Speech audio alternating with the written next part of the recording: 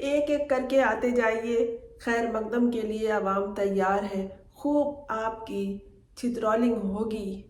جی ہاں، چھترولنگ، میں نے بھی یہ لفظ سیکھ لیا ہے، استقبال کا یہی طریقہ رہ گیا ہے اب۔ ایک بزرگ ہستی سے اس کی سابقہ اہلیہ کے بارے میں جس طرح کی گفتگو کروائی گئی، اب اس کے بعد لوگ یہ جاننا چاہ رہے ہیں کہ جو مزید ہستیاں آئیں گی وہ کس کے شان میں ہرزہ سرائی فرمائیں گی، کیونکہ ایک تو برہنہ کر چکا، اب دیکھتے ہیں کون کس کو کرتا ہے۔ شاید کوئی اپنی ماں کو کرے، لیکن نہیں، ابھی جو ایک متوقع انٹرویو ہے اس میں ملک ریاض کا نام آ رہا ہے۔ بہت بڑے پاکستان کے بزنس ٹائکون، ان کے انٹرویو کے مندرجات پہلے ہی فاش ہو چکے ہیں اور وہ منظر عام پہ 2 دن سے آ رہے ہیں۔ اس میں کہا جا رہا ہے کہ ملک ریاض صاحب نے اپنے صاحبزادی کے بارے میں گفتگو کی ہے اور بتایا ہے عوام کو، ایک عام آدمی کو، ایک عام شہری کو یہ بتایا ہے کہ جناب ان کی صاحبزادی سے صرف سونا چاندی ہیرے جواہرات ہی نہیں لے لیے گئے، اس کے قیمتی کپڑے ہی نہیں لے لیے گئے، بلکہ اس سے بہت کچھ لیا گیا ہے، یہاں تک کہ اس کو وزیر اعظم ہاؤس میں قید رکھ کر اور اربوں روپے تاوان وصول کیے گئے ہیں۔ یہ پاکستان کے جو سابقہ وزیر اعظم عمران خان تھے، وہ اور اپنی اہلیہ کے ساتھ مل کر اغوا برائے تاوان کیا کرتے تھے، یہ وہ بولنا چاہ رہے ہیں۔ ایک نئی تاریخ بنانا چاہ رہے ہیں وہ پاکستان کی، جو پاکستان کے تجارتی معاملات کو بہت اوپر تک لے جا چکے ہیں، اور ایک نئی تاریخ انہوں نے رکھی ہے کنسٹرکشن میں۔ وہ اب اس طرح کی تاریخ بنوانا چاہ رہے ہیں۔ اس کے پس پردہ جو کچھ ہے وہ تو ایک الگ بات ہے، وہ تو سب جانتے ہیں، لیکن ایک لوگوں کو یہ تجسس ہے کہ ایک جب اپنی سابقہ بیوی کو اس طرح سے ننگا کر کے گیا ہے میڈیا پر، تو اب جو دوسرا شخص آئے گا وہ کس کو کرے گا؟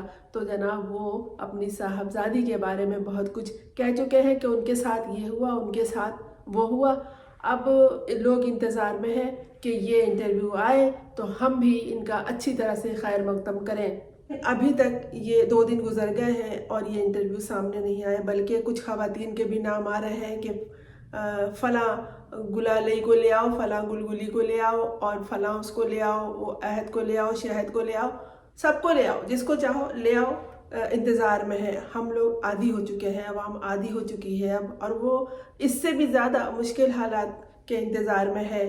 یہ جو نہایت ندرت پن کے ساتھ انوکھی باتیں ہو رہی ہیں اور جو گھما پھرا کے ماؤں تک پہ بات پہنچ رہی ہے، بیویوں تک پہ پہنچ رہی ہے، بیٹیوں تک پہ اب آ گئی ہے، تو دیکھتے ہیں یہ کس کوڑے دان تک بات جاتی ہے اور کون کون اپنے آپ کو بچانے کے لیے اوکھلی میں سر سب نے دیا ہوا ہے، لیکن موصلوں سے اپنا سر ہر کوئی بچانا چاہ رہا ہے، اور ایک ہی شخص ہے جو جا کے جیل میں بیٹھا ہے۔ اچھا، ایک اور نئی بات سامنے آئی ہے کہ جو شروع سے کہہ رہا ہے کہ مجھے جانا ہی نہیں ہے باہر، میرا سب کچھ اسی ملک میں ہے، مجھے باہر جانا ہی نہیں ہے، اس کا نام ایگزٹ کنٹرول لسٹ میں چلا گیا ہے کہ یہ باہر نہ جائے۔ ایک شخص جو کہہ چکا ہے کہ اسے جانا ہی نہیں ہے، اسے جیل قبول ہے، وہ وہیں رہنا چاہ رہا ہے، تو پھر یہ ایک نیا ڈرامہ، شاید کوئی تحریری دستاویزات بنانا چاہ رہے ہیں کہ جس میں یہ لکھا ہو کہ اس کو اس تاریخ سے اس تاریخ تک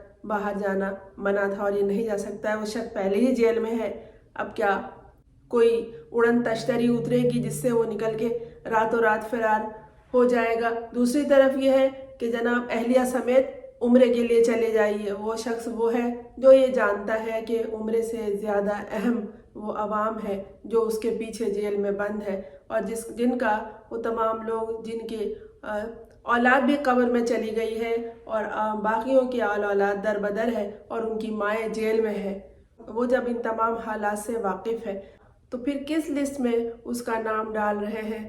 شاید آپ کا یہ پلان ہے کہ راتوں رات کوئی اڑن تشتری اڈیالہ جیل میں اترے اور وہ اس میں بیٹھ کے روانہ ہو جائے، تو یہ خواب آپ دیکھتے رہیے، اس کی تعبیر کچھ نہیں ہے۔ علاوہ ازیں یہ کہ راتوں کو معافی نامے جاتے ہیں، درخواستیں پیش کی جاتی ہے کہ ہماری یہ مجبوری ہے، ہمیں معاف کر دیں۔ اب سمجھ میں نہیں آ رہا ہے کہ یہ تو وہ ہڈی بن گئی ہے جو حلق میں پھنس گئی ہے، جو نہ اگلتے بنے نہ نگلتے بنے، اور عوام ہے کہ ہاتھ میں لفظوں کے جوتے لیے تیار ہے کہ دیکھتے ہیں اب کس کا انٹرویو آتا ہے۔ تھک جائیں گے انٹرویو دے دے کے، کیونکہ وہ تو اپنی جان بچا رہے ہیں، اس کے علاوہ اور کیا کرنا ہے۔ لیکن آپ کو کوئی اس طرح سے چھوڑے گا نہیں۔ یہ باتیں اب ریکارڈ میں رہتی ہیں، لوگ نکال نکال کے لے آتے ہیں۔ وہ کتابیں جو غائب ہو گئی تھیں، وہ غائب کر دی گئی تھیں، وہ سب اب سامنے آ گئی ہیں۔ اب جو کہانی سامنے آئے گی تو عوام اس کا ترجمہ اور تشریح بھی بہت آسانی سے کر دے گی۔ جب جانتے ہیں کہ جھوٹ کے پاؤں نہیں ہوتے تو پھر کس بے ساکھی کے آسرے میں یہ تمام پلان بنتے جا رہے تھے۔ ایک ایک کر کے آتے جائیے، اپنی اپنی کہانی لاتے جائیے۔ اگر کوئی قبر میں ہے تو اس کو بھی نکال کے لے آئیے، سن لیں گے ہم ان کی کہانی بھی، اور اس پہ بھی ترجمہ کر دیں گے اس کا بھی، اور اس کی تشریح بھی کر لیں گے، اور معنی و مطلب بھی جو نہ سمجھ سکے وہ دوسروں سے پوچھ لیں گے جو بہت اچھی تشریح کرنا اور ترجمہ کرنا جانتے ہیں۔ لیکن ہمیں انتظار ہے ان کہانیوں کا، ان قصوں کا جو لوگوں کے ذریعے آپ سنوانا چاہ رہے ہیں۔ ایک شیخ رشید تھے جو غچہ دے گئے اور بہت گھما پھرا کے اصل بات کہہ گئے۔ دیکھتے ہیں اب کون کس کو داؤ پہ لگاتا ہے۔ ایک اپنی سابقہ اہلیہ کو لگا کے چلا گیا، اس کے بعد دیکھتے ہیں کون کس بیٹی کو، پھر کون کسی ماں کو یا اپنی نانی اور دادی کو لے کے آتا ہے۔